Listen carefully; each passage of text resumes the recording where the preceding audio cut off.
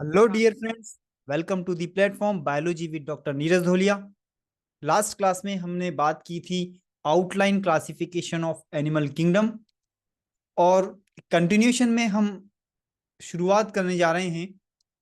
पहला जो फाइलम है प्रोटोजोआ, उससे शुरुआत करेंगे। एक एक फाइलम को लेते हुए डिस्कस करेंगे, अच्छे से उसको समझेंगे क्या उनके जनरल कैरेक्टर्स होते हैं, क्या उनका क्लासिफिकेशन है, किस तरह से आप उसको क्लासिफाई करते हैं, और जो उनके इंपॉर्टेंट एग्जाम्पल्स होंगे वो हम डिस्कस करेंगे। तो प्रोटोजोन्स शुरुआत करते हैं। सामने अच्छे अच्छे से डायग्राम्स लगाए हैं। वैरायटी ऑफ प्रोटोजोन्स को मैंने यहाँ पे दिखाया है। इससे पहले हम एक बार इसको समझ लेते हैं प्रोटोजोन्स होते क्या है। प्रोटोजोन्स को अगर मैं एक लाइन में डिफाइन करना चाहूँ तो बोला जाएगा कि they are the single cellular eukaryotic organisms. Leeuwenhoek ने इनको माइक्रोस्कोप में ऑब्जर्व किया और उन्होंने नाम दिया था एनिमलक्यूल्स। एनिमलक्यूल्स का मतलब उनका जो इससे मतलब था वो था छोटे छोटे से एनिमल्स। हालांकि इसके अंदर कुछ ऑर्गेनिजम्स ऐसे भी हैं जो फोटोसिंथेसिस भी करते हैं, क्लोरोफिल में पाया जाता है। तो हम इनको एनिमल्स तो नहीं बोल सकते, एनिमलक्यूल्स बोल सकते हैं, या फिर हम इनको प्रोटोजोन्स या सिंगल सेलुलर ऑर्गेनिज्म हम इनको बोल सकते हैं। तो जो वैरायटी ऑफ ऑर्गेनिजम्स यहाँ पे मैंने दिखाए हैं आपको, इसमें से कुछ को तो शायद आप जानते होंगे। ठीक है, ये जो सेंटर में आपको दिखाई दे रहा है ये क्या है? ये पैरामीशियम है, स्लीपर जैसा दिखाई दे रहा है। ठीक है, इसको भी आप पहचानते होंगे, ये अमीबा है। ठीक है, इसको अगर हम देखें, ये युगलिना है, जो लेफ्ट में अपर में आपको दिखाई दे रहे हैं युगलिना। ये नीचे वाला जो है युगलिना के नीचे प्लाज्मोडियम है। और जो आपको ये राइट साइड में दिखाई दे रहा है ये पोडोफायरा है। पोडोफायरा एक क्लास जो सीलिएटा है प्रोटोजोन्स की, उससे बिलोंग करते हैं। ठीक है, तो आपने देखा अलग अलग तरह के एनिमल्स हैं, अलग अलग तरह के ऑर्गेनिजम्स हैं। अब हम बात कर लेते हैं इसके जनरल कैरेक्टर्स की, कि क्या कैरेक्टर्स हैं, कैसे आप जो है प्रोटोजोन्स को देखते हैं। ठीक है, तो हाँ, जनरल कैरेक्टर्स। पहला कैरेक्टर है माइक्रोस्कोपिक होते हैं। जनरली जो प्रोटोजोन्स हैं उनको आप नेकेड आई से नहीं देख सकते, छोटे होते हैं काफी, तो हमें माइक्रोस्कोप की हेल्प चाहिए होती है इनको ऑब्जर्व करने के लिए। दूसरा जो कैरेक्टर है वो है सिंपलेस्ट एंड मोस्ट प्रिमिटिव। ठीक है, सिंपलेस्ट क्यों बोला है? क्योंकि एक सिंगल सेल है, इसमें कोई कॉम्प्लेक्सिटी नहीं है, ना तो इसके अंदर कोई टिश्यू है, ना ऑर्गन है, तो ऑर्गन सिस्टम तो हो ही नहीं सकता। तो सबसे सिंपल टाइप के यूकैरियोटिक ऑर्गेनिज्म हैं। और क्योंकि बाकी के जितने भी फाइलम बने हैं इससे आगे, वो सब इससे एडवांस्ड फॉर्म है ना। सेलुलर लेवल पे हम आते हैं, फिर हम जो है टिश्यू लेवल पे जाते हैं, ऑर्गन लेवल पे जाते हैं, सिस्टम ऑर्गन सिस्टम होता है। तो यहाँ पे ये जो इनका ऑर्गेनाइजेशन का लेवल है वो प्रोटोप्लाज्मिक लेवल है। इनकी जो बॉडी बनी हुई है वो एक सिंगल सेल है, तो इनकी बॉडी किसी सेल से मिलके नहीं बनी हुई है ना। प्रोटोप्लाज्म और सेल ऑर्गेनेल्स जो हैं वो इसी की बॉडी बना रहे हैं। तो कई बार इसको हम ए सेलुलर ऑर्गेनाइजेशन बोल देते हैं, या प्रोटोप्लाज्मिक ऑर्गेनाइजेशन लेवल इसका हम बोलते हैं। ठीक है, यूनिसेलुलर है। देखिए सोलिटरी मिलते हैं, सिंगल सिंगल ये पाए जाते हैं, या फिर फॉर्मिंग लूज कॉलोनीज। ठीक है, लूज कॉलोनीज बनाएंगे, मतलब इंडिविजुअल जो है वो इंडिपेंडेंट होगा, डिपेंडेंट नहीं है, एक जैसे दिखाई देंगे सारे के सारे। ठीक है, और अगर सिमेट्री की हम बात करें तो ज्यादातर में कोई सिमेट्री इनमें नहीं पाई जाती है, एसिमेट्रिकल होते हैं। कुछ में बायलेटरल सिमेट्री मिलती है, जैसे कि हमारे अंदर है एक सेजिटल सेक्शन या वर्टिकल सेक्शन, सिर्फ एक प्लेन ऐसा है जिससे कि दो बराबर भागों में आप बांट सकते हो, तो बायलेटरल सिमेट्री बोली जाती है। कुछ में रेडियल सिमेट्री भी पाई जाती है, डिस्क शेप के या फिर एक सिलेंडर की शेप के होते हैं, तो उसको रेडियल सिमेट्री हम बोलते हैं। अगर ऑर्गेनिज्म स्फीयर लाइक हैं तो स्फेरिकल सिमेट्री इनमें मिलती है। तो वैरायटी ऑफ सिमेट्री इनके अंदर पाई जाती है। बॉडी जो इनकी है ज्यादातर में नेकेड होती है, कुछ में पेलिकल प्रेजेंट होता है जो इनको प्रोटेक्शन देता है।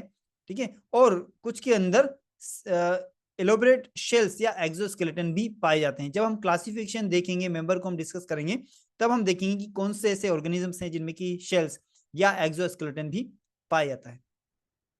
नेक्स्ट जो कैरेक्टर है, इनमें सब cellular physiological division of labour पाया जाता है। अब ये क्या है, देखिए हमारे अंदर जो डिफरेंट फंक्शंस हैं वो डिफरेंट सिस्टम्स या ऑर्गन्स को हमने दे रखे हैं। एक्सक्रीशन का काम किडनी करेगी, सर्कुलेशन का काम हार्ट कर रहा है, अलग अलग हमने जो है हमारे यहाँ पे काम डिस्ट्रीब्यूटेड हैं। ठीक है, जो लेबर का डिवीजन किया हुआ है, वर्क का डिवीजन किया हुआ है, लेकिन यहाँ पे क्योंकि एक सिंगल सेल का बना हुआ है पूरा बॉडी, और फंक्शन उसमें भी सारे होने, मेटाबॉलिज्म उसमें भी सारा होना है, तो यहाँ पे भी एक सेल के अंदर ही वर्क का डिवीजन किया है। कुछ पार्ट, या मान लीजिए जैसे कि एक पार्ट ऐसा है जो कि माउथ की तरह फंक्शन करेगा, एक पार्ट ऐसा है जो कि एनस की तरह फंक्शन करेगा, है ना। वैक्यूल जो है वो आपके सर्कुलेशन का या एक्सक्रीशन का काम करेंगी। तो इस तरह से यहाँ पे लेबर का डिवीजन या वर्क का डिवीजन तो मिलता है, लेकिन वो कैसा होता है, सब सेलुलर लेवल का होता है। ठीक है, एक सिंगल सेल के अंदर डिवीजन किया हुआ है।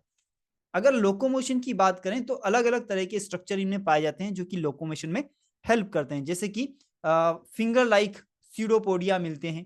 ठीक है, कुछ में आपको फ्लैजेला, वीप लाइक चाबुक के समान फ्लैजेला पाया जाएगा, कुछ में आपको हेयर लाइक सीलिया पाए जाएंगे, और कुछ में लोकोमोटरी ऑर्गन्स जो है एब्सेंट होते हैं।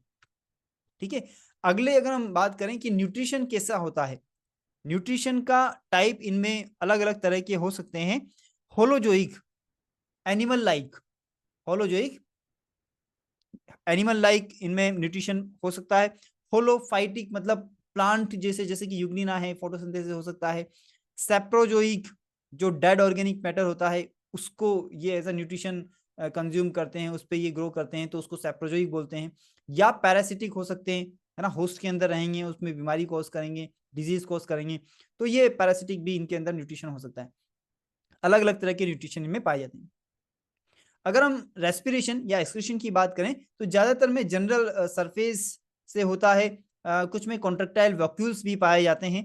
ठीक है, और ये जो है ऑस्मो रेगुलेशन में हेल्प करते हैं, आयनिक बैलेंस में हेल्प करते हैं। ठीक है, रिप्रोडक्शन इनमें दोनों तरह का पाया जाता है, एसेक्सुअल रिप्रोडक्शन भी मिलता है और सेक्सुअल रिप्रोडक्शन भी पाया जाता है।